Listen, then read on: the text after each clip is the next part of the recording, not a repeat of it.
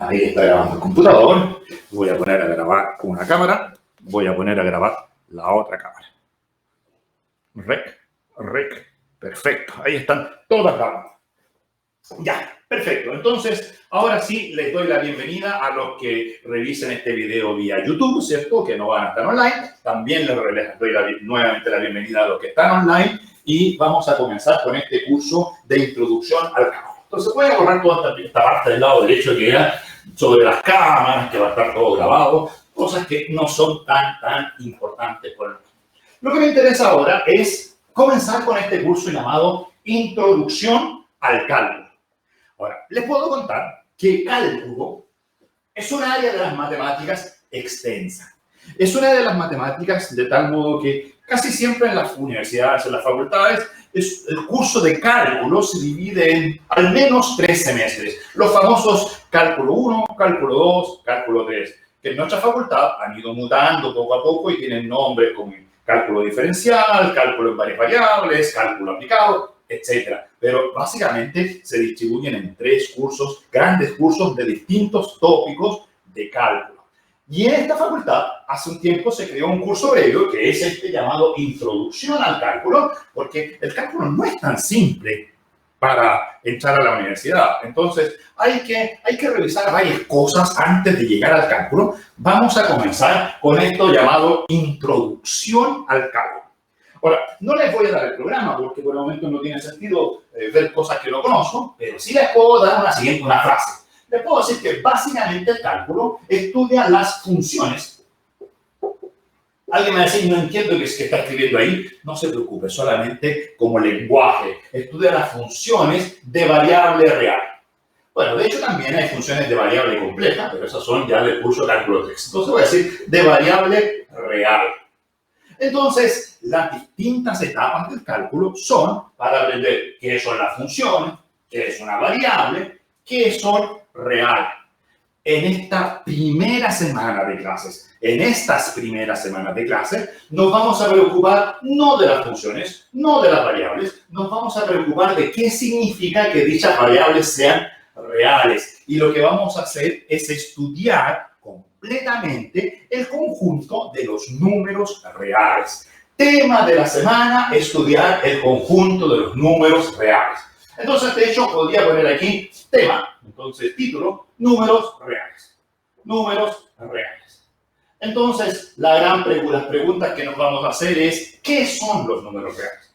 ¿Qué son estos números reales? ¿Qué son los números reales? Bueno, varias respuestas. Respuesta número 1, alguien me va a decir, los reales son un conjunto. De hecho, eso casi todo el mundo lo sabe, que los reales son un conjunto que se denota con la letra R de reales, con una doble barrita para darle un poco más de emoción al sistema. Pero es simplemente un conjunto. Ahora, si yo partiese de ahí, podrían decir que cualquier conjunto son los números reales, porque para mí, en este instante, los reales son simplemente un conjunto.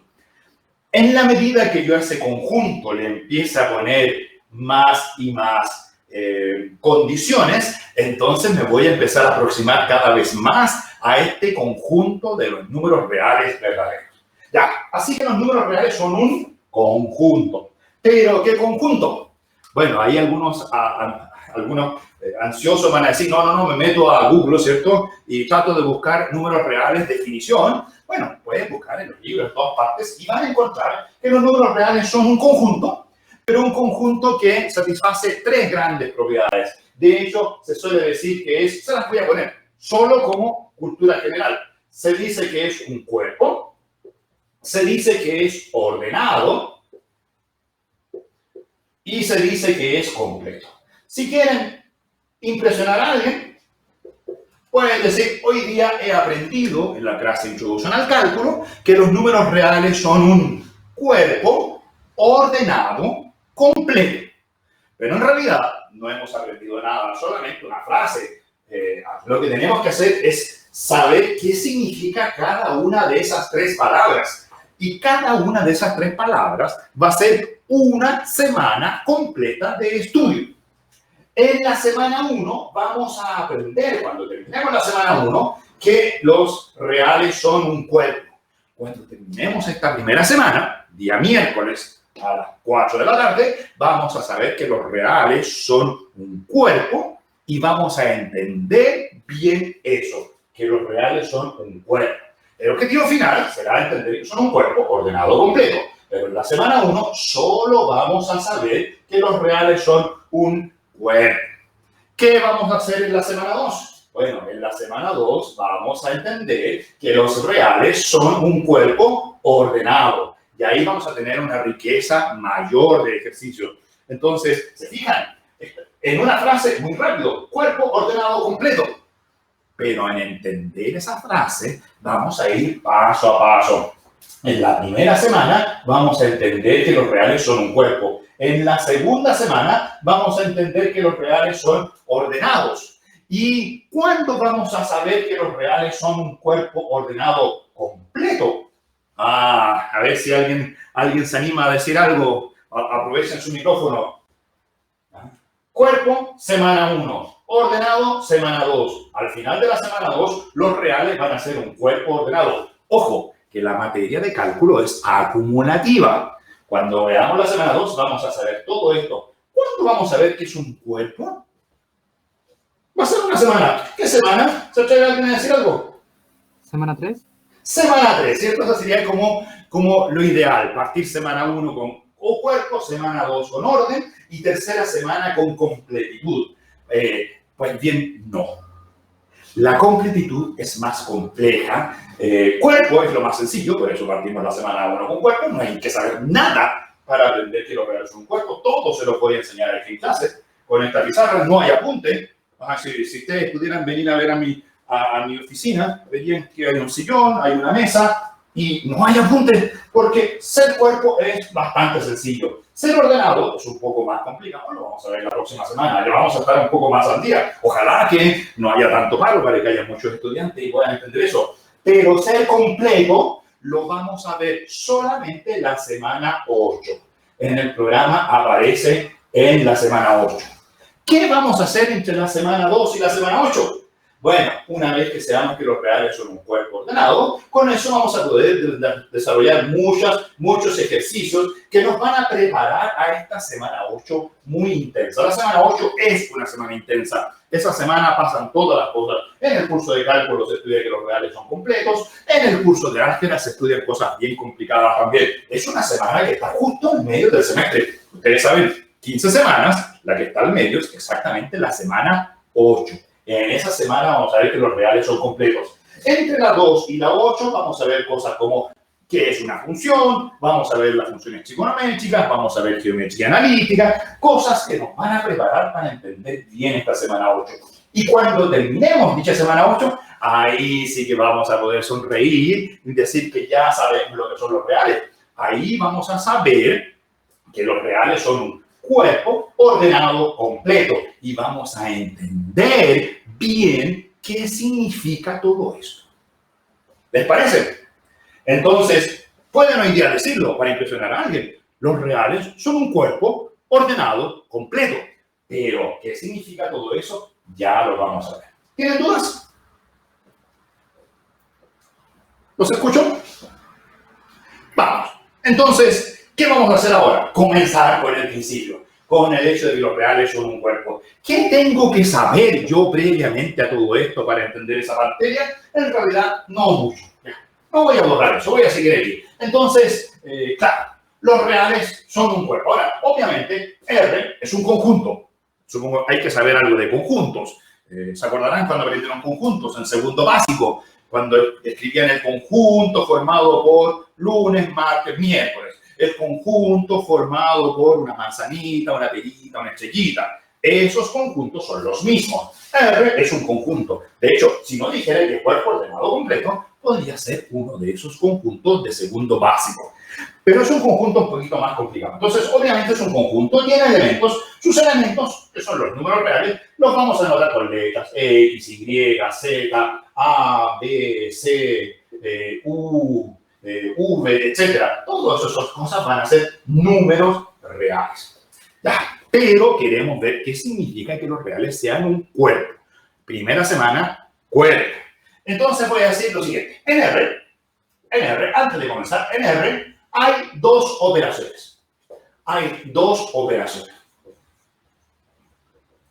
O sea, no es cualquier conjunto.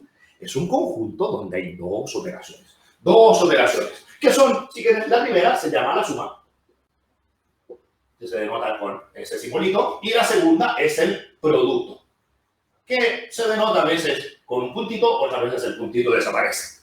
Voy a poner al tiro, para que no se olviden, que son dos operaciones bien definidas. Bien definidas.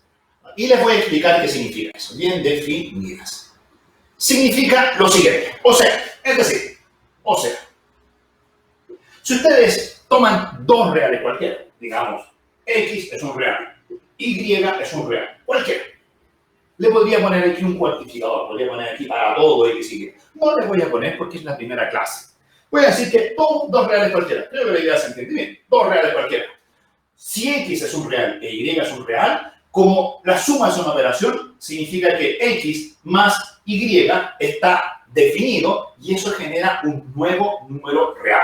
La suma de dos reales está definida cualesquiera que sean los dos reales que están sumando, porque la suma es una operación. También el producto es una operación. X por Y es un real. Ambos son números reales. Eso significa que sean operaciones. Algunos los llaman ley de composición interna para decir que tomo elementos en R y la suma sigue en R. Yo lo llamo operación porque estoy trabajando, el único conjunto que existe hoy día son los números reales y la idea es que tomo un par de reales, su suma es un real, su producto es un real. Son dos operaciones.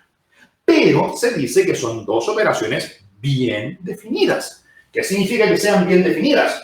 Bueno, significa que cuando ustedes saben cuánto vale X, saben cuánto vale Y, la suma de X más Y, lo mismo el producto, la suma de X más Y, lo mismo el producto, son fijas, son únicos, son un valor real conocido. Por ejemplo, si ocurriera lo siguiente, si el real X fuese igual a otro real A. Ahora, ¿qué significa ese signo igual? Significa que la letra X denota un real, la letra A denota un real, pero esos dos reales son el mismo. O sea, el real se puede llamar X o se puede llamar A, pero son el mismo. Si esos son el mismo y tengo otro, un Y, que es igual a un B, misma explicación anterior, son el mismo real. Bueno, si ustedes construyen la suma X más Y, X es un real, Y es un real, la suma está bien definida, es un real. Pero si en lugar de sumar X más Y, suman A con B, están sumando, miren, en lugar de X, A, en lugar de Y, B. Pero saben que X y A son el mismo, Y y B son el mismo. Si los operandos son el mismo, el resultado de la suma es el mismo. Eso significa que esté bien definida. No es una suma antojadiza. Una suma que un día de una cosa y otro día de otra. No es una suma que dependa del nombre del real. Si tú te llamas X, la suma es una, pero si te llamas A, la suma es otra. No. Que te llames X, que te llames A, que te llames Y, que te llames B, si el X y el A son el mismo, el Y y el B son el mismo real, la suma no cambia, porque la suma es una operación.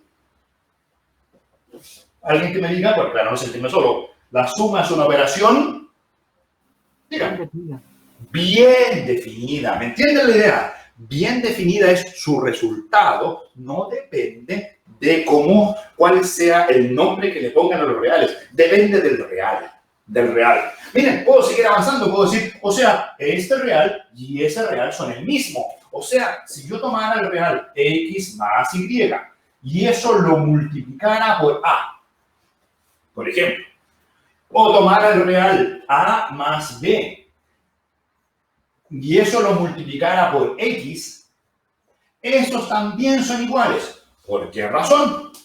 Porque es un producto. El primer operando es X más Y. Acá el primer operando es A más B, pero ya vi que X más Y y A más B son el mismo real. O sea, el primer operando en ambos casos es el mismo. Y el segundo, en un caso es A, en el otro caso es X, pero sé que A y X son el mismo. Si son mismo primer operando, mismo segundo operando, entonces el producto es el mismo. ¿Por qué razón? Porque está bien definido. ¿Quién está bien definido? La suma del producto. En esta segunda expresión, allá arriba era la suma bien definida. Aquí, ¿cuál es la nueva operación que incorporé? Dígame.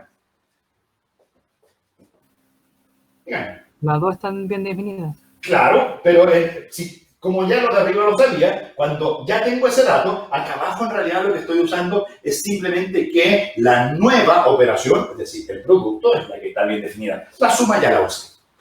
No uso dos argumentos, no soy recurrente, o sea que cada vez use todo. Primero usé que la suma está bien definida para obtener ese resultado. Una vez que ese resultado ya está listo, ya no me cuestiono sobre la igualdad de dos términos, solo me cuestiono sobre la igualdad de los productos. Los productos están bien definidos. Y puedo seguir, se dan cuenta que puedo formar expresiones complicadas. Puedo decir ahora X más Y por A. A ese le voy a sumar el real A más B. ¿Se fijan? Este real que ya lo tenía arriba, le puedo sumar A más B. Bueno, eso es lo mismo que si tome el A más B por X y le sume el real A más B. No tengo por qué poner X más y puedo ir jugando con mi teoría de números reales como quiera. ¿Por qué? ¿Cuál es la que está bien definida? El primer operando, que es ese, lo veo allá, eran el mismo. El segundo operando es el A más B, que era igual que el A más B. De hecho, tiene el mismo nombre, así que es el mismo. Entonces, esta suma y esa de ahí son iguales. Ahí está la igualdad. Porque las dos operaciones, suma y producto, son operaciones. ¿Cómo era? Díganle. Bien definidas. Bien definidas. ¿Se entendieron esta última parte? Que uno puede llegar de allá arriba. Ahora, he hecho algunos cálculos un poco dispersos en la pizarra. Ahora, más adelante, cuando ya tengan el curso de álgebra un poquito más en el bolsillo, les voy a decir que en realidad de esa igualdad se deduce esa de arriba y yo les voy a poner unos conectivos como ese. Y después voy a decir que de todo lo anterior se deduce esa igualdad. Y una vez que uno tiene esa igualdad, se deduce esa otra. Y voy a usar ese símbolo. ¿Saben cómo se llama ese símbolo? Si no lo saben, no es grave, porque puedo hacer el cálculo sin el símbolo, pero se llama el... Dale. Implicancia. Le implica, ¿cierto? Ese es el símbolo de implica. Uno dice, esto implica lo de allá, y de hecho uno empieza a hablar en forma más robótica. No dice, de estas igualdades se deduce la otra. Eso es hablar en un español correcto. Uno dice, eso y eso implica eso. Es como medio robótico, pero ya sabemos de qué estamos hablando. ¿Por qué razón? Porque la suma está bien definida. Y eso implica lo de abajo. ¿Por qué razón? Porque el producto está bien definido. Y esto implica lo de abajo. ¿Por qué razón? Porque esa suma agregada al final también está bien definida. La suma y el producto están bien definidas. Ya, pero con eso no he tenido nada que ver, no tengo ninguna relación de cuerpo ni nada de eso. Así que vamos con qué significa ser cuerpo. Entonces voy a poner aparte los reales R con estas dos operaciones. R con las operaciones con la suma y el producto satisface unas reglas que se llaman los siguientes. De hecho, los voy a enumerar. 5 reglas. Los siguientes 5 axiomas. Aquí hay una palabra nueva. ¿Cuál es la palabra nueva? La voy a subrayar. Axiomas. Vamos, de hecho, lo que estamos intentando hacer es la teoría axiomática de los números reales. Vamos a decir que R es un cuerpo porque R satisface 5 axiomas. De hecho, vamos a decir que cualquier conjunto con dos operaciones que cumpla estos 5 axiomas es un cuerpo. Los reales, por satisfacerlas, son un cuerpo. Entonces, los reales satisfacen 5 axiomas. Rápidamente, la pregunta es, ¿qué es un axioma? Bueno, son propiedades. Los axiomas son propiedades. Siempre en matemáticas uno está estudiando propiedades. Propiedades, que esto es igual a esto, que esto es más grande que esto. Distintas propiedades. Y la pregunta es después, ¿y esas propiedades son verdad o son falsas? Esa es la pregunta. ¿Es cierta esta propiedad o esta propiedad es falsa? Entonces, en matemáticas no se puede demostrar que ciertas cosas sean verdaderas o falsas sin partir de la nada. Si ustedes no tuviesen nada de nada, no hay propiedades que demostrar. Las teorías siempre se construyen en torno a estas cosas llamadas los axiomas. Les voy a dar un ejemplo. Por ejemplo, esto se ve muy bien en los juegos. Si ustedes toman un juego cualquiera, se van a dar cuenta que un juego parte por dar algunas cosas, algunas reglas básicas que se llaman axiomas en matemáticas. Por ejemplo, bueno, no puede decir, en la universidad juego típico, el ajedrez, no sé si todos lo pueden manejar, o cualquier otro que consideren. Pero, por ejemplo, ajedrez, cosas simples. El ajedrez se juega en un tablero. Es un cuadradito que tiene divisiones y colorcitos, blanco y negro, blanco y negro. Pues bien, el ajedrez se juega en un tablero que tiene 8 cuadraditos en la dirección horizontal y 8 cuadraditos hacia arriba. Ahora, alguien se podría preguntar, ¿y por qué el ajedrez se juega en un tablero de 8 por 8? Bueno, la respuesta matemática a esa pregunta es porque ese es un axioma del ajedrez. Alguien podría decir, oiga, pero a mí no me gusta tu juego del ajedrez con 8 por 8, yo quiero un tablero de 5 por 5. Bueno, pueden construir un juego en un tablero de 5 por 5, pero ahí van a estar construyendo otro juego que no se llama ajedrez. Si ustedes juegan ajedrez, axioma, tienen que jugarlo en un tablero de 8 por 8. El axioma es como la regla que define al juego.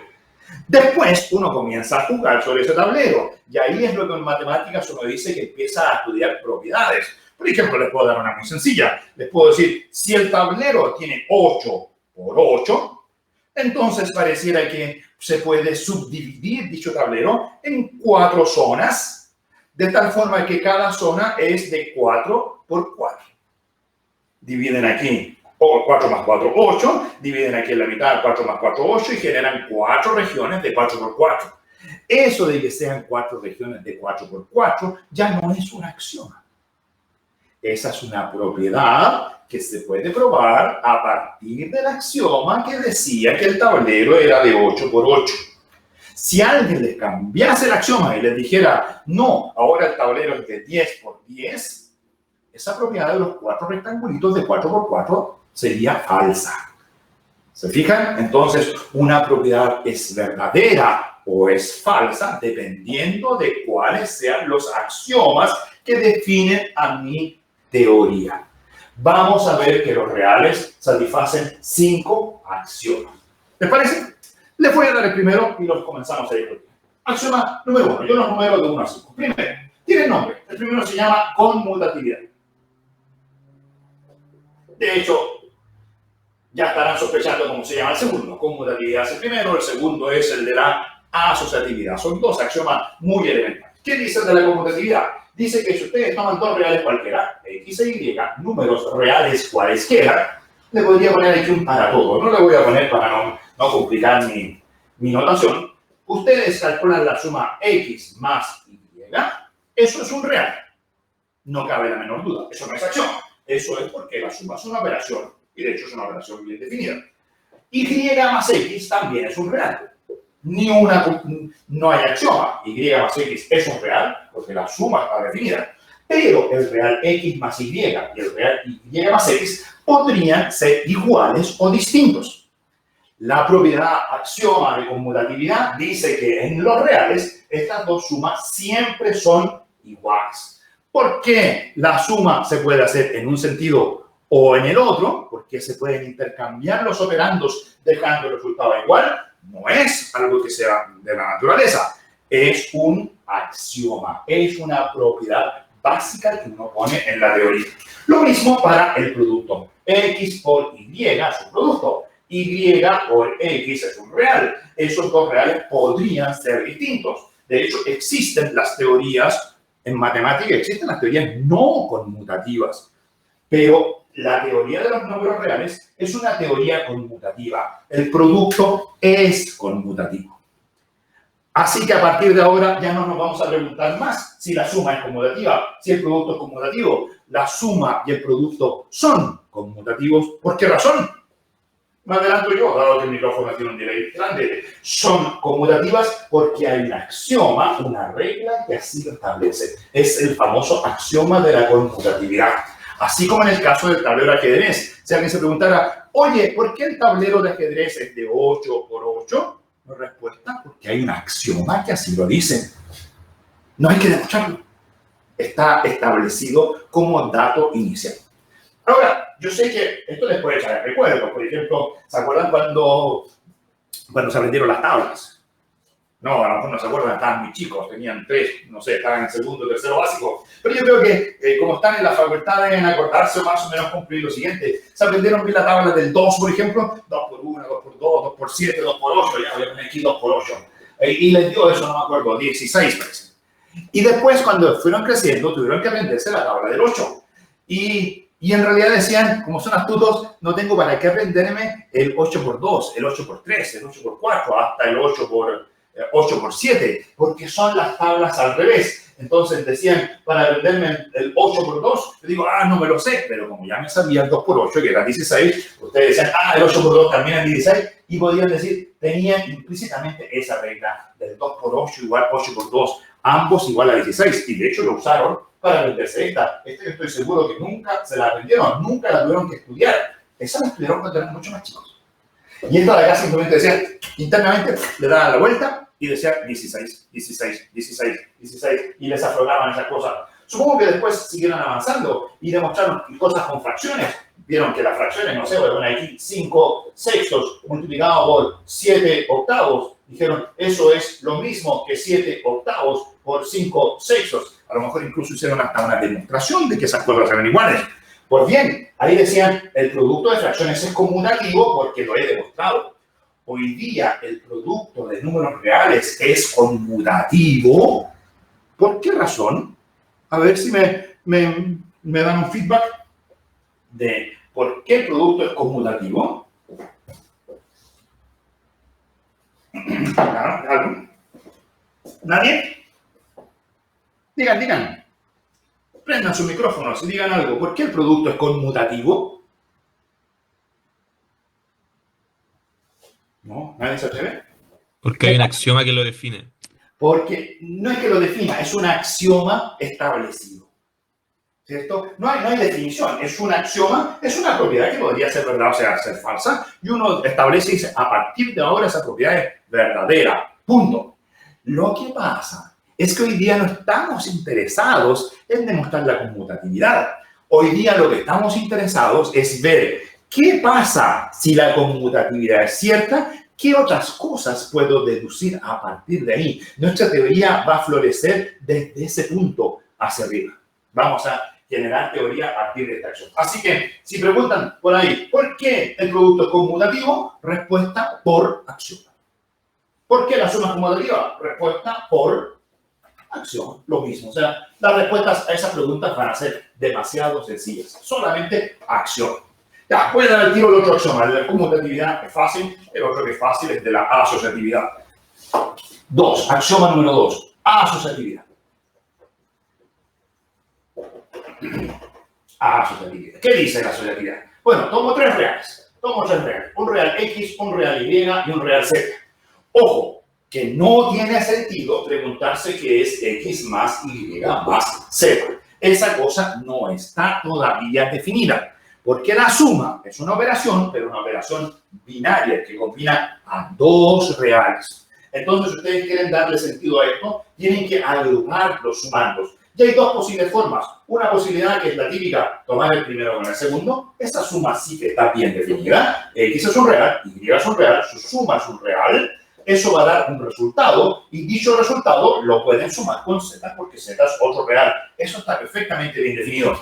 Pero no es la única forma de agruparse. Entonces, pueden hacer X más Y, paréntesis, más Z, eso es un real. Y también pueden hacer X más, paréntesis, Y más Z.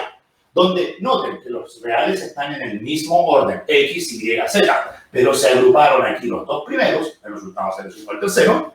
Acá se agruparon los 2 últimos y eso se sumó con el primero en el mismo orden. Ojo que asociatividad y conmutatividad son complementarios, pero no están metidos uno dentro del otro. Bueno, ¿Qué pasa con esos dos reales? El axioma de la asociatividad dice que esos dos reales son iguales. ¿Por qué el axioma es asociativa? Misma respuesta que la vez anterior. Porque el axioma así lo establece. Lo mismo el producto, x por y por z, eso es x por y por z. ¿Ya? ¿Les parecen?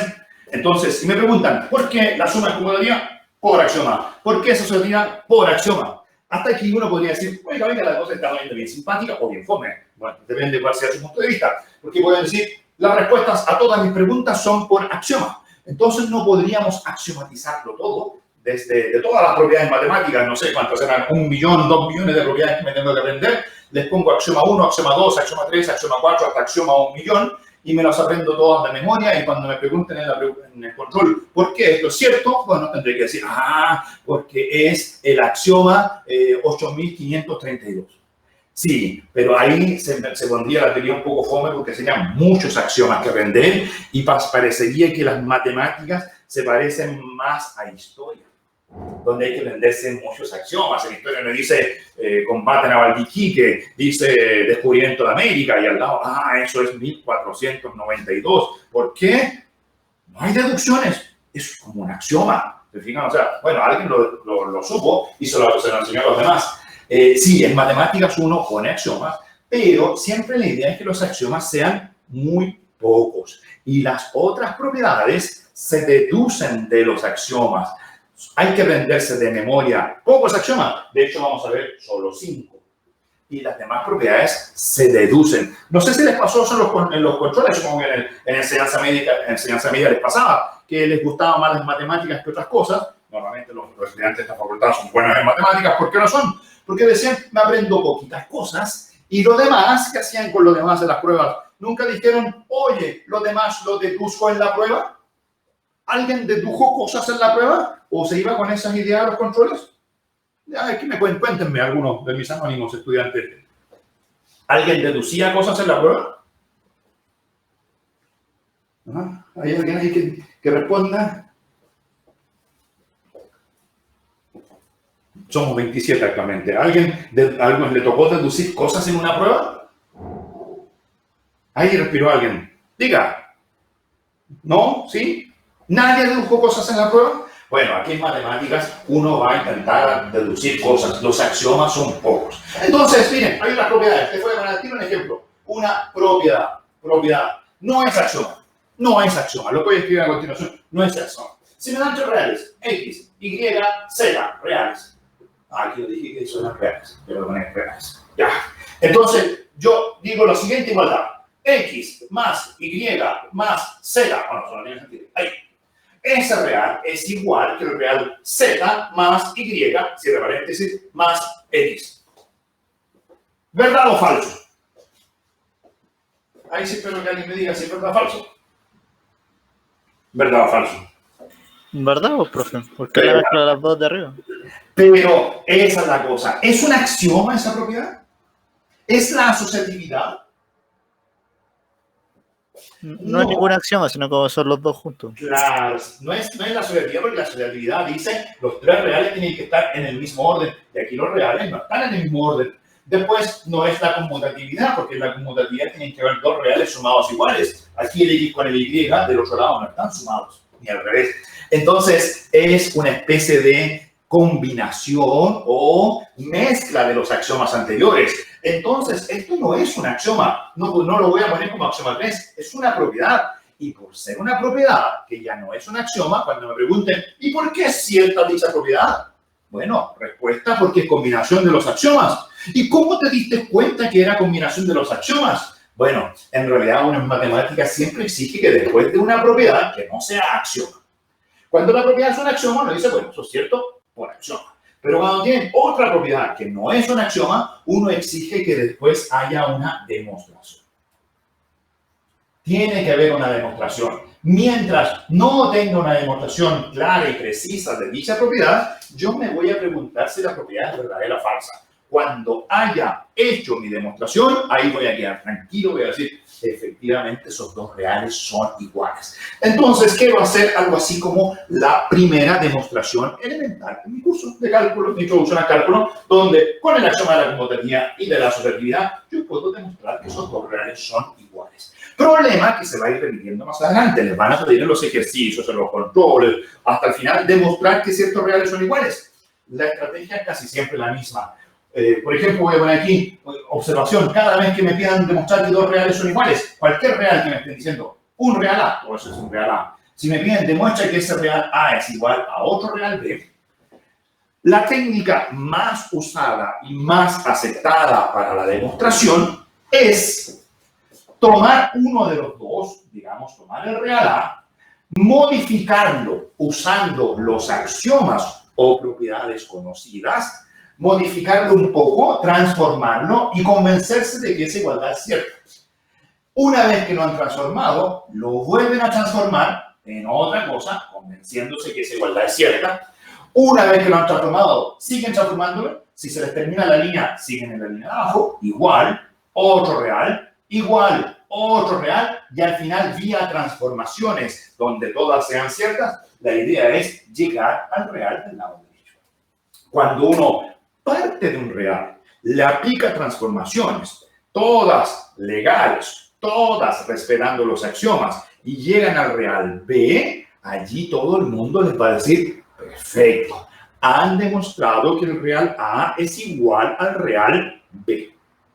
Esta es una demostración de ese estilo. Hay un real A y un real B. Pueden tomar cualquiera de los dos y demostrar que es igual al otro. Por ejemplo, yo tenía... Partamos del lado derecho. En la mañana hice, creo que la misma proposición. Partí del lado izquierdo y llegué al lado derecho. Entonces, ahora para que no sea lo mismo, voy a decir, a ver, tomemos ese real. El real Z más Y más X. ¿Cuál es el objetivo?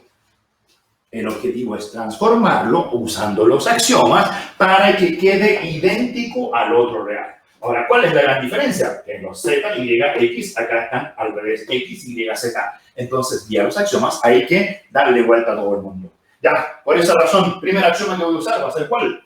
Obviamente que el de la conmutatividad. Voy a decir, miren, ese real más X es lo mismo que X más dicho real. ¿Ven la conmutatividad? Hay dos sumas, le voy a poner numerito. La sumita 1 y la sumita 2. ¿A cuál de las dos sumas le apliqué el axioma de la conmutatividad? ¿A la suma 1 o a la suma 2? Diga alguien.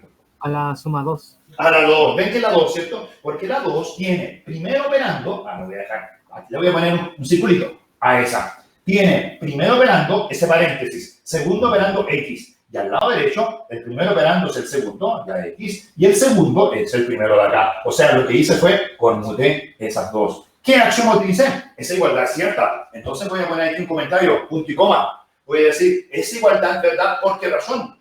Es verdad porque utilicé el axioma 1. Voy a poner aquí 1, porque ahí lo estoy mirando la pizarra. Si no, ponen conmutatividad. Ya, ahí usé el axioma de la conmutatividad. Perfecto, pero no he llegado a lo que quiero. Logré la X al principio, pero todavía me quedan desordenadas la Y con la Z. Así que obviamente se me ocurre hacer lo siguiente. Dejar esa X, ese signo más, y aquí poner Y más Z. Ya, ¿qué usé ahí? ¿Qué usé ahí? Se me ocurre hacer eso. ¿Por qué razón? Porque así ordené las letras. ¿Qué axioma utilicé? El de la... Dígame. ¿Cuál axioma? Conmutatividad. Conmutatividad. ¿Quién con quién? Dígame quién con quién conmuté.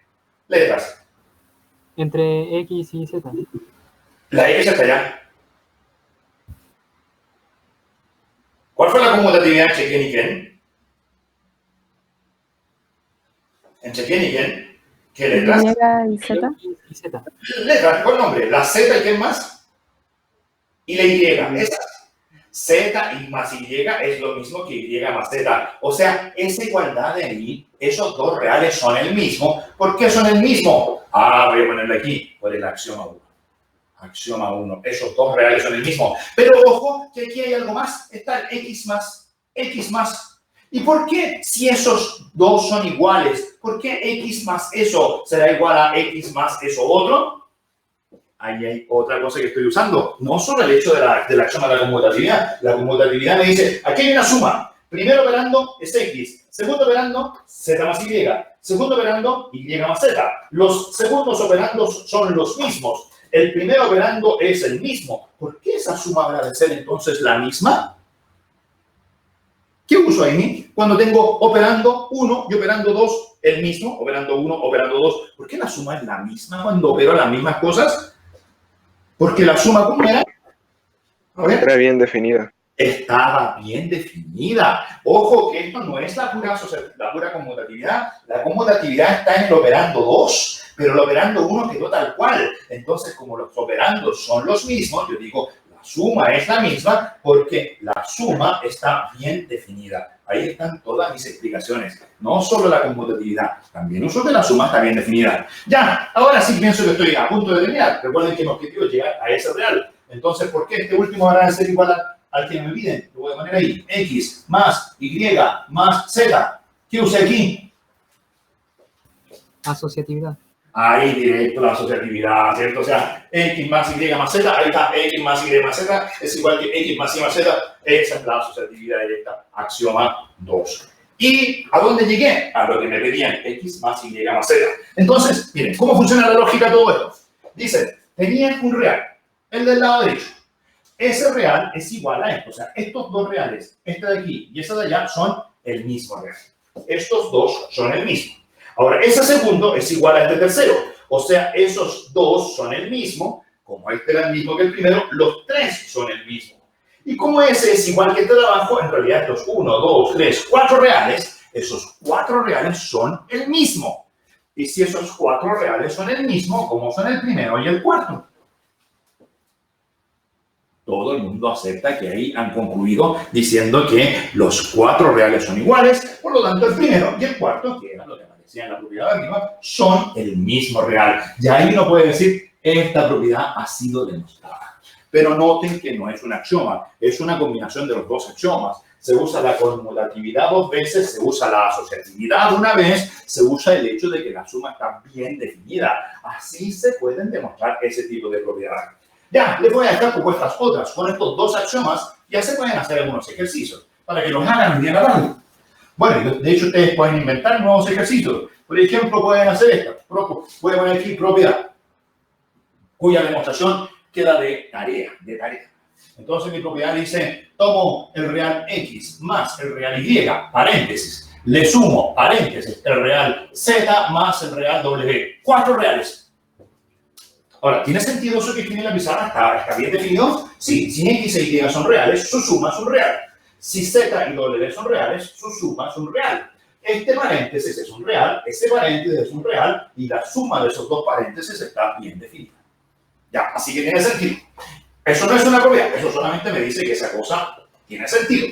Y yo voy a decir que eso es igual a, entonces, ya, por ejemplo, se me ocurre lo siguiente, voy a tomar el W, le voy a sumar X, paréntesis. Al resultado le voy a sumar Z, paréntesis. Y al resultado le voy a sumar Y. Yo pretendo que esas dos cosas son iguales y se puede pasar sin ningún problema de una a la otra usando pura asociatividad y conmutatividad. De hecho veo que hay que conmutar porque la W está al final, aquí la W está al principio, las X están al principio, hay que pasarla al segundo lugar. Entonces hay que ordenar las cosas, hay que conmutar apropiadamente y también noten que los paréntesis están de una forma distinta. Ahora, todo tiene sentido porque W más Z es un real. Ese real más, no, W más X, W más X es un real. Eso más el Z a un nuevo real, y ese nuevo real con Y a un real, así que todo tiene sentido. Demuestren ustedes que esas cosas están bien definidas. Entonces voy a poner aquí demostración. ¿Quién va a hacer la demostración? Ustedes, de tarea. Ahora, tarea personal para que la hagan ustedes, para que se convenzan de que están usando bien las cosas. Y después, si hacen esa, inventen otras. Por ejemplo, pueden también decir, voy a demostrar que eso también es igual a Z más paréntesis, Y más X, y esos paréntesis, más, ¿qué me está faltando? X, Y, Z, doble. Parece que está demasiado fácil, no lo sé. Bueno, Ahí puede hacer distintas demostraciones. O sea, con eso, pura asociatividad y conmutatividad. La asociatividad y la conmutatividad son axiomas, es decir, son propiedades que no se demuestran, y estas otras son propiedades que sí se demuestran de tarea y que no son axiomas, solo son propiedades. ¿Les parece? ¿Dudas? ¿Profe? Sí, dígame. No, una pregunta así como en general. Supongo que también puedo usar propiedades para demostrar otras propiedades, no solamente los axiomas directamente, ¿cierto? Depende en qué nivel estemos. Por ejemplo, en este instante, lo único que yo sé son dos axiomas, el de la conmutatividad y el de la asociatividad. Si la materia se terminara hoy día, si hoy día se terminase el mundo, no sé, si pasasen cosas raras, pero después el mundo sigue porque le hacen preguntas, entonces, por eso es medio raro. Pero si paráramos ahora y hubiera un control, lo único que yo puedo usar para demostrar las propiedades son mis dos axiomas conocidos. ¿Me entienden? Ahora, cuando sigamos avanzando, vamos a tener más axiomas y voy a poder demostrar más cosas. Y cuando nuestra teoría haya explotado y sea muy gigante, a lo mejor para demostrar una propiedad voy a usar propiedades previas. Pero vamos a hacer un poco la siguiente estrategia. Durante la semana 1, la mayor parte de las propiedades se les van a pedir que las demuestren usando los 5 axiomas. Cuando lleguemos a la semana 2, ahí se les va a pedir que las propiedades que demuestren las hagan en términos de las propiedades anteriores, porque vamos a estar muy lejos de los axiomas. Hoy día estamos cerquita del axioma, entonces queremos demostrar cosas en términos de los axiomas. Y en la medida que nos vamos alejando con nuestra materia, vamos a ir demostrando las cosas en términos de propiedades previas. Y cuando demostremos esa propiedad, vamos a demostrar otra propiedad y otra propiedad. Es así como va a ir creciendo nuestra teoría axiomática de los números reales. Es así como vamos a pasar la semana 1, la semana 2 y la semana 8. Y ahí vamos a completar el cúmulo de todas las propiedades que se puedan imaginar. ¿Les parece? Ya, voy a seguir con mis axiomas porque me interesa llegar al axioma a lo que sigue. Ahora viene el axioma 3. El axioma 3 es bien sencillo. Este de aquí prácticamente me lo paso muy rápido porque yo sé que todo estudiante que le ha ido bien en la PSU en matemáticas es un estudiante que domina a la perfección el axioma 3. Y se los digo porque normalmente en la PSU las preguntas tienen respuestas que son las verdades, las correctas, y tienen respuestas que son falsas. Esas respuestas falsas normalmente se obtienen aplicando la distributividad mal. Entonces, aquel estudiante que plantea bien un problema, pero se equivoca en una distributividad, pierde un punto. Aquel que se equivoca en 2 distributividades, pierde 2 puntos y así sucesivamente. Y hay gente que le va muy mal, a pesar de que dice saber mucho, porque se equivoca en este axioma 3, que es el axioma de la distributividad. Así que me lo van a dictar ustedes. Distributividad. ¿Qué dice? Tomo 3 reales. X, Y, Z son 3 reales cualquiera. Hago la suma X más Y y el resultado, que es un real, lo multiplico por Z. Entonces, el axioma de la distributividad me dice que esa cosa es exactamente lo mismo que... Ya, ahí díganla. Mientras yo borro. Alguien que tome el micrófono y me la dicte. X más Y, todo multiplicado por Z. Eso es igual a... La suma de cada producto. Pero dígame. ZX más ZY. Sin conmutar, respetando el orden, porque cada vez que doy vuelta a cosas, estoy pensando en conmutación, ¿cierto? Entonces, sin conmutar, díctanos sin conmutar. XZ más YZ. Más Y por Z. Perfecto. ¿Cierto? Eso es fantástico. Esa es la distributividad tal cual. Ahora, los que se equivocan, hacen algo así como el error típico de la PSU. X más Y por Z, escriben X más Y por Z.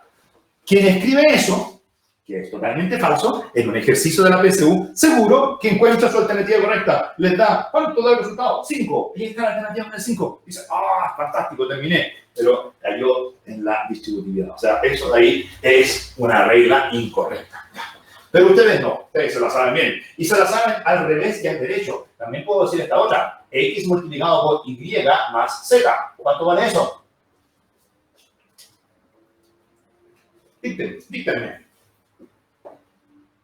XY más XZ. X por Y más X por Z. Dígame tú mismo, ¿cuál es el error típico? Si quieren ustedes, por ejemplo, dedicarse a hacer pruebas de tipo PSU, ¿cómo encuentran las alternativas incorrectas? Diciendo que X por Y más Z vale, dígame. La mala. El error típico. XY más Z. XY más Z. Mira, está tu hermano chico que quería responder. XY más Z. Ese es el error típico. Quien comete ese error en la PSU termina su ejercicio al minuto 15, va a la alternativa y encuentra la alternativa correcta, pero cayó en un error donde ahí pierde puntaje rápidamente. Normalmente esa gente no está en la universidad, en la facultad, está en otras carreras. Ustedes que tienen buenos puntajes pasaron por estas cosas sin problema. No se olviden de la X repetida, no se olviden de la Z repetida. Ya, solo les voy a decir una cosa. ¿Qué les voy a decir? Les voy a decir que en estricto rigor, como yo les había dicho que los axiomas tienen que ser, ¿cuántos?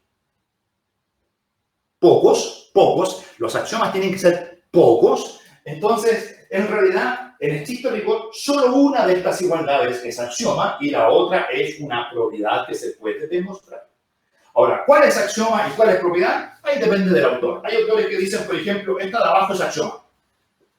Si ustedes dicen que la de abajo es axioma, la de arriba es una propiedad. ¿Qué se puede demostrar? Hagamos una demostración, solamente un ejercicio sencillo. ¿Cómo se demostraría la propiedad de arriba, suponiendo que la de abajo es axioma? Si la de abajo fuese el axioma, ¿cómo se demuestra la de arriba? Miren, parten del X más Y por Z. No pueden distribuir por la derecha, porque están diciendo que el axioma es distributividad por la izquierda. Entonces, como eso es por la derecha, lo primero que hacen es conmutar. Dicen, ese real es exactamente lo mismo que el real Z multiplicado por X más Y. Y ahí usaron el axioma 1. Una vez que lo tienen así, le aplican su axioma de la distributividad por la izquierda. Dicen que eso es con otras reglas, por supuesto. Aquí, cuando digo que X, Y y Z son cualquier real, no tienen por qué llamarse X, Y y Z respectivamente. Se pueden llamar como quieran. Por ejemplo, Z, X, Y. Esto vale Z por X más Z por Y. Ahora, ¿es lo que querían? No, casi. Porque, fíjense, Z por X y dice X por Z. Z por Y y dice Y por Z. Pero parece que es fácil pasar a la línea siguiente. ¿Qué hay que hacer para pasar a la línea siguiente? Lo voy a escribir porque tenemos una comunicación un poco tartamuda, ¿cierto? Pero pienso que están pensando lo mismo que yo. Z por X lo escribo como X por Z. Z por Y lo escribo como Y por Z. Y digo, S más S es igual a este más S. Ya. Aquí no puse lo que dice. Aquí usé el axioma 3. Y aquí, ¿qué usé? ¿Qué axiomas? Ahí dígame, ¿qué axiomas? Alguien que me diga, ¿qué axiomas? El primero. Sí, parece que te escucho despacito. ¿Más fuerte? El primero. El axioma 1, ¿cuántas veces? 2. 2 veces. Lo usé ahí una vez. Y acá otra vez. S es igual a S y S es igual a S. Eso es el axioma 1, lo voy a poner aquí 2 veces. Pero no es lo único, porque el axioma 1 me dice que este real es igual a este de acá abajo. Ese es el axioma 1. El axioma 1 me dice que ese real de arriba es igual al real que está abajo. Pero lo que yo quiero hacer es sumar esas cosas. ¿Por qué la suma de los dos de arriba y la suma de los dos de abajo habrá de ser la misma? ¿Qué falta decir? No es solo el axioma 1. El axioma 1 está ahí. El axioma 1 está allá. Pero ¿cómo llego a la conclusión final de que esa suma de ahí, esta suma de acá? De hecho, es el axioma 1 para el producto. Y tengo suma. ¿Cómo concluyo? ¿Qué me falta decir? Díganme. Axioma 1, ya lo sé. ¿Y además? Que la suma es bien definida. Que la suma está bien definida. Porque aquí tengo primer sumando igual a primer sumando. Axioma 1. Segundo sumando igual segundo sumando. Axioma 1. ¿Por qué las sumas de los mismos sumandos va a dar lo mismo? Bueno, porque la suma está bien definida. Ahí está la respuesta completa. Y una vez que tienen eso, pienso que hemos demostrado la propiedad de la regla. O sea, uno puede tomar el de abajo como axioma y demostrar el de arriba como propiedad. Pero también se puede hacer al revés. Y ahí, como que los axiomas son un poquito arbitrarios. Uno puede tomar el de arriba como axioma y el de abajo como propiedad. De hecho, esa combinación se la puedo dejar de tarea. Tarea, demostrar que si el de arriba es axioma, entonces el de abajo es una propiedad. ¿Ya? En realidad, ¿cuál es axioma? Cualquiera de los dos, uno de los dos. Ahora, ¿cuál de los dos vamos a decir en este curso que es axioma? Ya, bueno, ahí viene la cosa técnica, el reglamento para los controles. Como es difícil ponerse de acuerdo, o el primero o el segundo. E incluso, aunque nos pusiéramos de acuerdo que la distributividad por la derecha o la distributividad por la izquierda es un axioma, rápidamente eso nos metería un problema de memoria, de recordar cuál es axioma, cuál es propiedad. La respuesta práctica en el curso de Introducción al Cálculo es que en todas las secciones vamos a suponer, vamos a aceptar que ambos dos son axiomas. Si ustedes usan la propiedad de arriba, pueden decir estoy usando el axioma de la distributividad. Si usan la de abajo, digan uso el axioma de la distributividad y no se enreden con cuál es axioma y cuál es propiedad. Esto de que uno sea axioma y el otro es propiedad, entiéndanlo ahora, hagan esta tarea, pero después, para lo que sigue, piensen que los dos son axiomas. Ya, y cualquiera de los dos que usen me da lo mismo. Pueden poner parte A o parte B. Ambos dos son axiomas de la distributividad. ¿Les parece? Ya. Hasta ahí tengo la parte algebraica que permite mover variables hacia la derecha, hacia la izquierda, ordenar paréntesis, hacer miles de cosas. Entonces, vamos al axioma 4. Me interesa sobremanera el axioma 4. Pienso que el axioma 5 lo voy a dejar para mañana. El axioma 4 me interesa muchísimo. Entonces, ¿qué dice el axioma 4? El axioma 4 es el que establece, habla de los elementos neutros. A título de este axioma, elementos neutros. ¿Por qué lo pongo en plural? Bueno, por varias razones. Primera razón, porque vamos a hablar de la suma, por un lado, y del producto, por otro. Entonces, elementos neutros para la suma, elementos neutros para el producto. Y por otro lado, porque los elementos neutros podrían ser muchos. Entonces, por eso lo pongo todo en plural. Este axioma tiene dos partes. Bueno, de hecho, los anteriores también tenían dos partes, ¿se acuerdan? Para la suma, para el producto. Pero aquí, la parte de la suma nos va a tomar mucho más tiempo y después vamos a ver la parte del producto. Entonces, para la suma, dice lo siguiente. En R, en el conjunto de los números reales, existen, no voy a usar la palabra existen, hay al menos un real, al menos un elemento que lo voy a denotar E, que cumple lo siguiente. Que cumple lo siguiente. Y lo siguiente lo voy a escribir con cuantificador. Le voy a decir, cualquiera que sea el X en R, ¿ya? Este de aquí es igual que hace un rato. La X es cualquier número real, pero lo voy a poner explícitamente y lo estoy subrayando. Esa como A invertida significa se lee para todo. Para todo X en R. Cualquiera que sea el X en R, si ustedes calculan la suma X más E, esa suma vale X. Cualquiera que sea el X. Le puse ese símbolo para todo para marcar la diferencia entre la X y la E. Porque la X es cualquiera, pero la E no. La E son algunos elementos especiales. En R hay al menos un elemento E. Si quieren la E de especial, ese elemento E satisface esta ecuación, pero tal vez no hay muchos. No dice que todos los elementos E cumplan esto, todos los reales cumplan esto, no. La X es cualquiera, el E son algunos. Existen esos elementos. Es una ecuación muy importante. Ahora, yo me la podría plantear al principio y no sabría si tuviera soluciones, como buscar un número tal que al X le sumo dicho número y obtengo la misma X. Bueno, ese problema tiene solución. Este es un... les voy a hacer la siguiente pregunta. ¿Hay elementos que cumplan esa condición? O sea, de hecho, estoy como leyendo aquí. ¿Hay elementos que cumplan esta gran propiedad? Bueno, aquí ustedes leen bien, dicen, claro, sí, en R hay dichos elementos. Entonces, la pregunta es, ¿así hay o no hay, está clara en ese axioma. Este es un axioma, se dice, de existencia. Voy a poner esa observación. Observación. Este es un axioma de existencia. De hecho, la palabra existencia la voy a poner en mayúscula para que se vea bien en el de existencia. Existencia. O sea, la pregunta es, ¿existe o no existe los elementos neutros para la suma? Estos elementos se llaman neutros para la suma. Se llama elemento neutro para la suma. Entonces la pregunta es, ¿existen o no los elementos neutros? Respuesta, el axioma justamente dice que sí, que en R existen dichos elementos neutros. Así que el axioma habla de la existencia. Ahora, cuando uno habla de existencia en matemáticas, normalmente se mezcla otra palabra. Hay dos cosas interesantes. La existencia y otra palabra importante es la unicidad. Muchas veces uno en filosofía se pregunta, ¿existo? Pregunta complicada, no sé, en matemáticas, no me hagan esa pregunta de si existo. Si me preguntan si existe el elemento neutro para la suma, ahí les puedo decir sí por axioma. Y después la otra pregunta es, ok, ¿existe?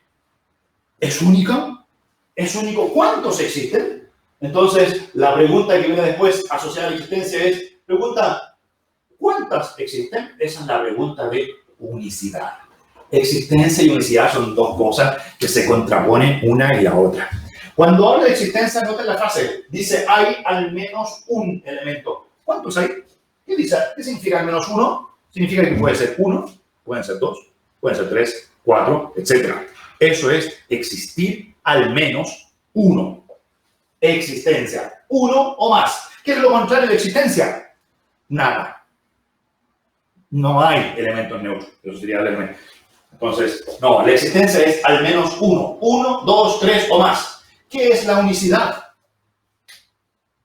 De todos los que existen, solo uno. Entonces, cuando uno tiene existencia y unicidad, ahí dice, tengo la existencia de exactamente uno. Hace un rato alguien me dijo, existe un único. ¿Se acuerdan que alguien me dijo los símbolos, existe un único? Bueno, el existe un único sería cuando hay existencia y unicidad simultáneamente. Entonces, aquí la pregunta es, oye, axioma 4, ¿el elemento neutro es único? ¿Qué dice el axioma 4? ¿Es único? Mírenlo. ¿Habla de unicidad? ¿Cuántos dice que existen? Alguien que me responda. ¿Cuántos hay? Axioma 4. Solo te pregunto a ti. Axioma 4. ¿Cuántos elementos neutros hay? Al menos uno. Al menos uno. ¿Qué significa eso? ¿Es uno? No. No necesariamente. Podría ser uno, podrían ser dos, podrían ser tres. Hay al menos uno. Pero si uno junta este axioma 4 con los otros axiomas, se puede demostrar una propiedad bien importante. Así que voy a poner aquí propiedad. De hecho, propiedad importante. De hecho, voy a poner propiedad muy importante. Es muy importante. ¿Qué dice mi propiedad muy importante? Dice el neutro para la suma es único. Único. El neutro para la suma es único. Bien. Entonces, es una propiedad bien importante. El axioma no lo dice, pero esta propiedad importante dice que es único. Ahora, cuando una propiedad es muy importante, esa propiedad no la llamamos propiedad. Esta de decir propiedad muy importante no se usa tanto. Es como raro hablar de propiedad muy importante. Uno, en lugar de hablar de propiedad muy importante, a esta propiedad muy importante, es una propiedad y es muy importante. Pero en lugar de decir la frase propiedad muy importante, uno usa la frase teorema. Teorema. Entonces, ahí tienen una segunda cosa que tienen que saber de la clase de hoy día. Se van a preguntar, ¿qué es un teorema? Lo voy a subrayar así, lo voy a poner en marquito. ¿Qué es un teorema? Bueno, respuesta. Un teorema es una propiedad, pero no cualquier propiedad. Una propiedad, díganme a ver, ¿están enganchados? Una propiedad muy importante. De hecho, ¿conocen en su vida de colegio algún teorema? El teorema de Pitágoras. Por ejemplo, ¿qué es el teorema de Pitágoras? Es una propiedad muy importante. ¿Y por qué es importante? Se usa muchísimo, no sé si lo hemos usado, muchas demostraciones en geometría usan el teorema de Pitágoras. Entonces uno dice, esa propiedad tan importante la voy a llamar teorema. Pero ojo, que un teorema no es un axioma. El teorema de Pitágoras no es un axioma. ¿Cuál es la diferencia entre teorema y axioma? Los axiomas no se demuestran. Los axiomas son propiedades también, aunque pueden ser importantes, pero son las propiedades de base de la teoría. En cambio, un teorema es una propiedad que debe ser demostrada a partir de los axiomas. Siempre después de un teorema tiene que aparecer la palabra demostración, porque de hecho, como es una propiedad muy importante, que se va a usar muchísimo en lo que sigue, no podría estar sin demostración. Nuestra lógica nos diría, no puedo vivir con una propiedad que no he demostrado. Una vez que yo he demostrado esa propiedad, estoy seguro de que es cierta. Y si esa propiedad es muy importante, obviamente tiene que haber una demostración. Todos los teoremas tienen demostración. Ustedes saben, teorema de Pitágoras, ¿es verdad o no es verdad? Tienen que saber una demostración. Les dejo también de tarea, si quieren, para mañana, que busquen demostraciones del teorema de Pitágoras. ¿Cómo se hacen demostraciones? Ya, entonces, vamos con esa demostración. Voy a borrar todo esto porque necesito más espacio. Ya sabemos que la clase de hoy día, que se terminó la clase 1, casi. Entonces, vamos a terminar con la demostración. Hacemos esa demostración y terminamos nuestra clase de hoy día. Entonces, esta es la primera demostración de unicidad. Entonces, voy a poner aquí observación. ¿Qué es lo que hay que hacer? Hay que demostrar que el neutro es único. No hay que demostrar que existe. ¿Por qué existe? Por axioma. Bueno, lo acabo de borrar, pero había un axioma que decía que el neutro existe. Lo que hay que hacer es demostrar la unicidad. Entonces, es una demostración. Esto que voy a hacer aquí es una demostración. Bueno, demostración de unicidad. Y las demostraciones de unicidad casi todas tienen la misma estrategia. Voy a poner aquí observación adicional. Tienen todas la misma estrategia. La estrategia es casi siempre la misma. Es siempre la misma. Entonces conviene aprender a demostrar que ciertas cosas son únicas. Se demuestran casi siempre usando la misma estrategia. Bien, se las voy a tratar de exhibir en el siguiente dibujo. Voy a intentar, a ver si me ayuda un poco mi lápiz, ¿cierto? Voy a intentar dibujar ahí. He tratado de dibujar el saco, un saco donde están todos los números reales. Tengo a todos los números reales acá dentro. ¿Qué hay dentro de este saco? Números reales. Y yo puedo meter mi mano por aquí y sacar números reales. Puedo ir a buscar números reales. Entonces, pregunta, si yo me meto a este saco de los números reales, ando en busca de elementos neutros. ¿Van a haber elementos neutros? ¿Voy a encontrar dentro de este saco algún elemento neutro? Entonces, busco elementos neutros. Elementos neutros. Entonces, me pregunto, ¿hay elementos neutros? Díganme, respuesta, si busco dentro, ¿hay elementos neutros? ¿Qué dice mi teoría axiomática? ¿Hay elementos neutros? Sí. Sí. Justamente, sí. ¿Por qué? Porque el axioma así lo dice. Los elementos neutros existen. Entonces, se buscan y encuentran uno y lo sacan. Ah, te tengo. Ahí te agarré. Ya, elemento neutro. Ya, le voy a poner un circulito como que fuera una pelotita. Ya, tu elemento neutro te saqué. Pregunta. Si ahora sigo buscando en el saco de los reales, ¿puedo encontrar elementos neutros una vez que saqué el primero que encontré? Ahí la pregunta es un poco más difícil. Esa no se puede resolver con axiomas, porque el axioma 4 dice que en R hay elementos neutros. Pero ahora, cuando ustedes sacan de R un elemento, lo que queda en el saco ya no es R. Es R con un elemento menos. Y cuando a R le han sacado un elemento, nadie garantiza que van a encontrar elementos neutros. De hecho, si lo que pretenden demostrar es la unicidad, ¿qué debería pasar? Que dentro del saco, cuando saco un neutro, ¿debiera existir otro? ¿Cierto que no? No, esa debería ser la unicidad. Pero eso no me sirve como demostración, porque la unicidad no la he demostrado todavía. Entonces, la estrategia es que ustedes sacan un elemento neutro y a ese lo llaman elemento neutro sacado la primera vez. Inmediatamente después que han encontrado ese elemento neutro, toman ese neutro y lo vuelven a enchufar dentro de la bolsa. Dicen, tú, ándate a la bolsa. ¿Para qué? Para que aquí en la bolsa tengan arreglo. Entonces, se meten al saco los reales, buscan un neutro, lo sacan, lo tienen aquí, lo dicen, a ti te voy a bautizar, E1. ¿Y qué hacen con ese elemento neutro? Lo tiran dentro del saco. Y así dentro del saco hay todos los reales. Y ahora vuelvo a meterme a los reales y a preguntarme si hay elementos neutros. Ahora, ¿cuál va a ser la pregunta? Si tengo todos los reales, ¿hay o no hay elementos neutros? ¿Alguien? Si lo que hay dentro de la bolsa son todos los reales, hay un axioma que me dice que siempre hay. Entonces, hago una extracción y sale un elemento neutro. Un elemento neutro. Ahora, a este elemento neutro lo llamo E2. Y lo vuelvo a meter y puedo repetir la operación muchas veces. Saco otro elemento, lo llamo E3, lo llamo E4, lo llamo E5. Siempre que me meto los números reales, encuentro elementos neutros. ¿Qué significará la unicidad cuando empiezo a mirar todos estos que he encontrado? Si la unicidad es cierta, ¿cómo tienen que ser esos elementos neutros extraídos la primera vez, la segunda vez, la tercera, la cuarta, la quinta, todas las veces? Iguales.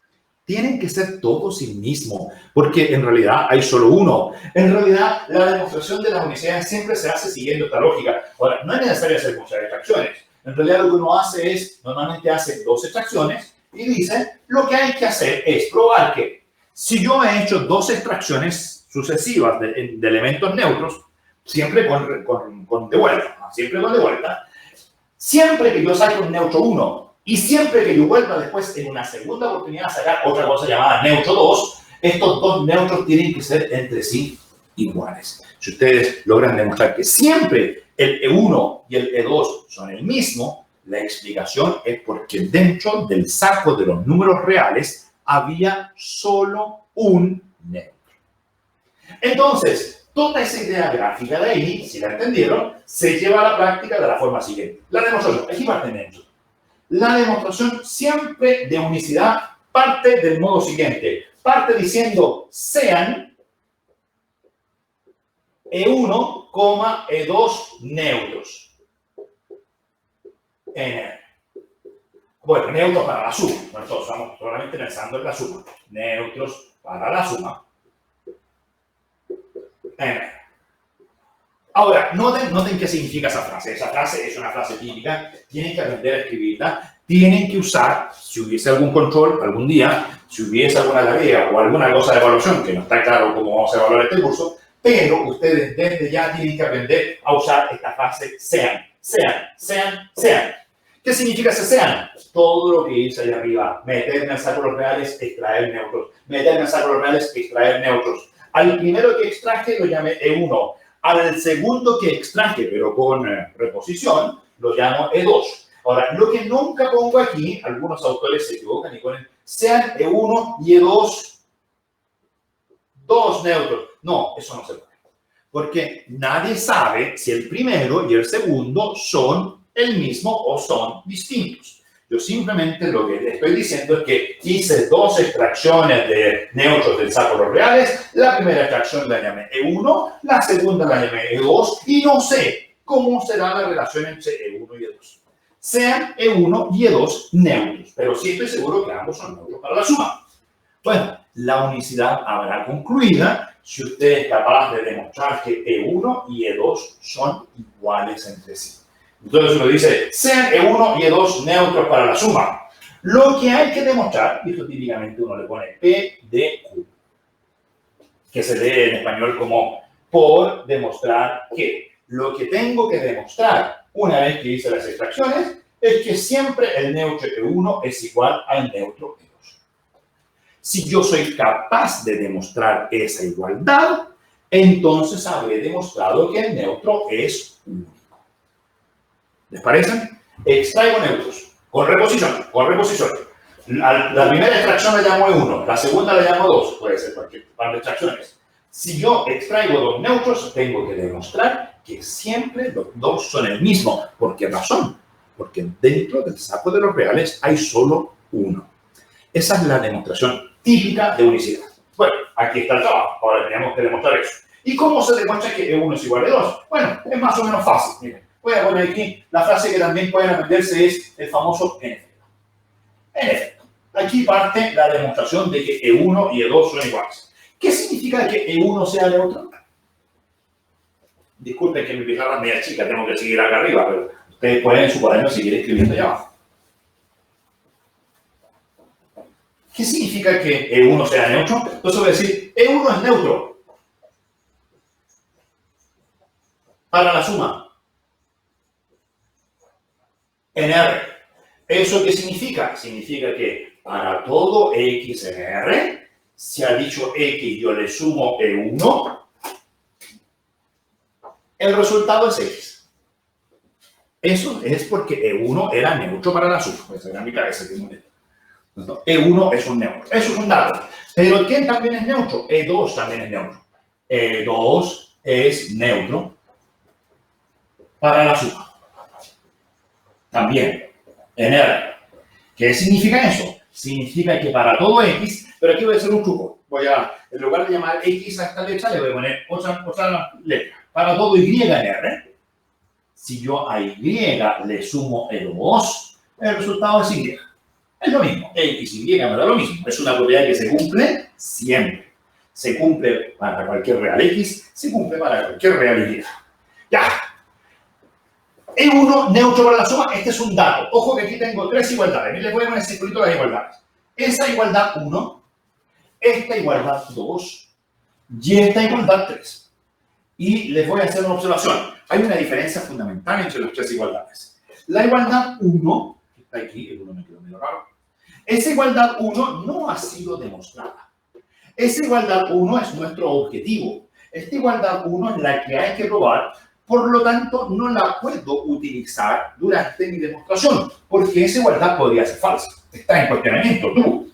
Hay que llegar a esa igualdad. Objetivo, llegar a ella. No lo utilizo.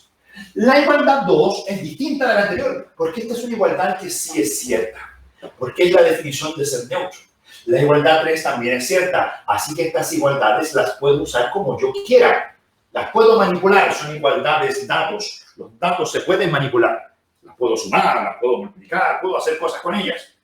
A esta no me la toque, porque esa es la igualdad a la cual hay que llegar.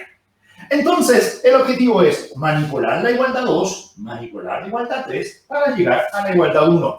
Ahora, la pregunta después, ok, ya entendí, ¿cuáles son los datos? ¿Cuál es mi objetivo? Ahora, ¿cómo paso de la igualdad 2 y la igualdad 3 a la igualdad 1? Bueno, ahí lo pienso muchísimo y lo que puede ocurrir en algunos casos, muchas demostraciones tienen esto. Uno tiene datos, ahí están los datos. Uno quiere llegar acá y se da cuenta que los datos y el lado donde hay que llegar están medio desconectados. Entonces hay que intentar buscar la relación entre datos y resultados. Y muchas veces ahí tiene que aparecer una genialidad. O sea, ahí voy a dibujar. No sé, tiene que en algún instante aparecer la genialidad. Como que tiene que encenderse la ampolleta. En algún instante uno tiene que... ¿Qué hago con eso? Bueno, aquí esto es válido para todo X. Esto es válido para todo Y. Entonces, en la demostración, en alguna parte, un poquito de genialidad. La genialidad viene aquí, diciendo en 2, en la igualdad 2, que es válida para todo real, puedo usar en esa igualdad 2, X igual E2. Puedo calcular la suma E2 más E1.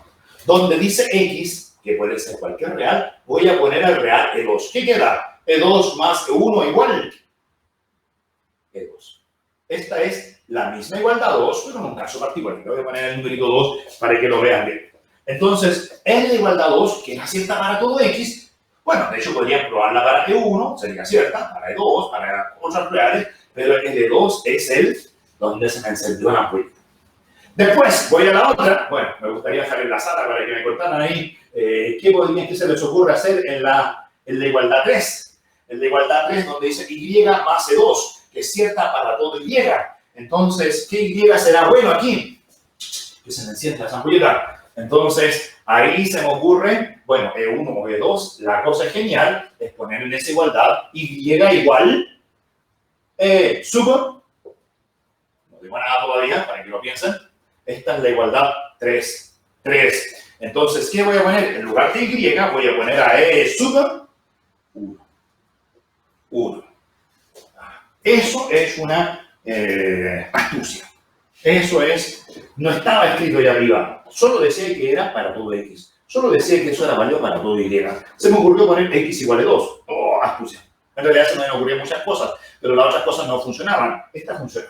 Aquí se me ocurrió poner Y igual E1. Se me ocurrieron muchas cosas que no funcionaban, pero con esa funciona. Y una vez que ustedes tienen eso, pienso que está listo.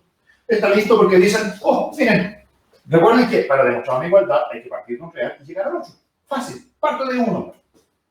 Parto de 1 y digo que E1 es E1 más E2, porque esa es la igualdad 3. E1 es el real E1 más E2. Y ahora quiero usar la de arriba, pero la de arriba, el E1 y el E2 están al revés. Pero yo digo, pero E1 más E2 es lo mismo que E2 más E1. ¿Qué es eso? Ese es el axioma 1. Conmutatividad. Y una vez que tengo E2 más E1, voy a la igualdad 2. Digo, y esto por la igualdad 2, E2 más E1 vale E2. O sea, el real E1 es igual a ese real es igual a ese es igual a 2. Conclusión, ¿quién es igual a quién? ¿Quién es igual a quién? Diga. E1 es igual a E2. E1 es igual a E2. ¿Y qué significa eso? Significa que hemos demostrado la unicidad del neutro. ¿Les parece? Ya, estamos un poquito pasados en la hora, 2 minutos. Suficiente por hoy. Así que voy a cortar las grabaciones, voy a decir que terminó la clase. Y bueno, cuando yo te hacía clases en la sala, siempre al final de la clase había gente que se acercaba a la pizarra con sus dudas personales, diciéndome que pasó esto, pasó lo otro, no entendí aquí, no entendí allá. Entonces, voy a dejar el Jitsi abierto, pero voy a apagar lo que son las grabaciones. Paro esa otra, paro esta.